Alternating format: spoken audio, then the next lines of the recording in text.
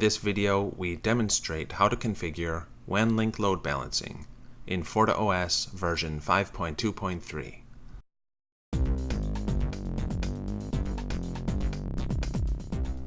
Before setting up load balancing across the WAN 1 and WAN 2 interfaces, we must check in Policy and Objects, Policy IPv4 that no policies are in place which use the WAN 1 or WAN 2 interface.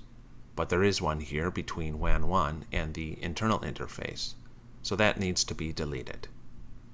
Later we'll come back and add a policy using the load balance WANs as a single logical interface. Also, in System, Network, Routing, make sure there's no static routes in place that use the WAN 1 or WAN 2 interfaces.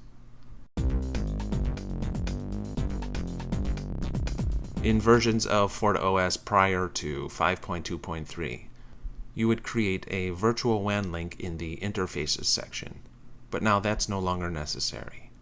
Instead, go to System, Network, WAN Link Load Balancing to define the WAN Link Load Balancing interface.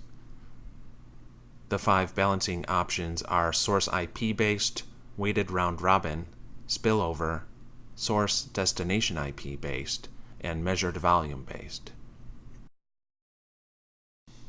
Source IP based is the default WAN Link Load Balancing option, which balances traffic equally on both WAN interfaces using the IP number of the session source as the basis for the load balancing calculation. The weighted round robin option lets us use unequal weighting. For example, here with 75% of traffic going through WAN 1 and 25% through WAN 2. This is the method we'll be setting up in a moment. The spillover method lets you set a threshold point so that when traffic to WAN 1 starts to get too busy, the FortiGate begins routing traffic over WAN 2. Useful, for example, if your WAN 1 ISP pricing is cheaper than your WAN 2 ISP. The source destination IP based option is similar to the source-based method, except that the balancing algorithm calculates the load balancing based on both source and destination IP addresses. Finally, the measured volume-based method bases its balancing calculation on not the number of sessions, but on the actual volume of traffic measured in bytes.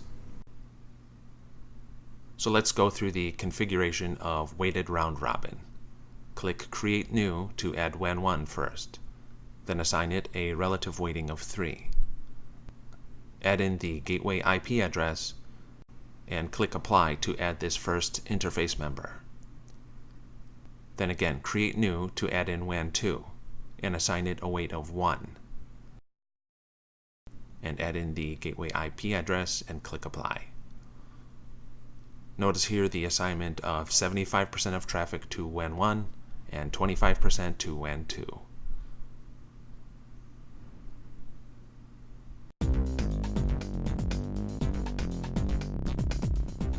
In the routing section of the GUI, create a new static route with the WAN Load Balance option as the selected device, and click OK.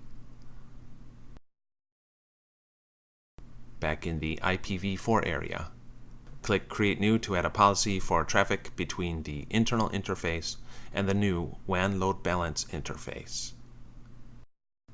and click OK.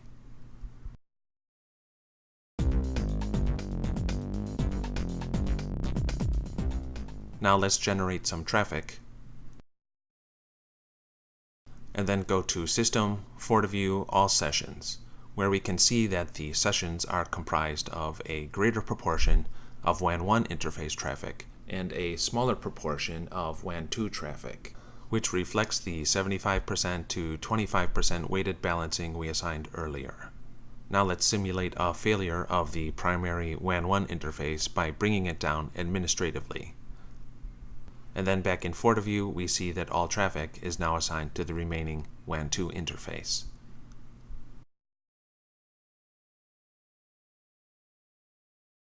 This concludes our treatment of WAN Link Load Balancing in FortiOS 5.2.3.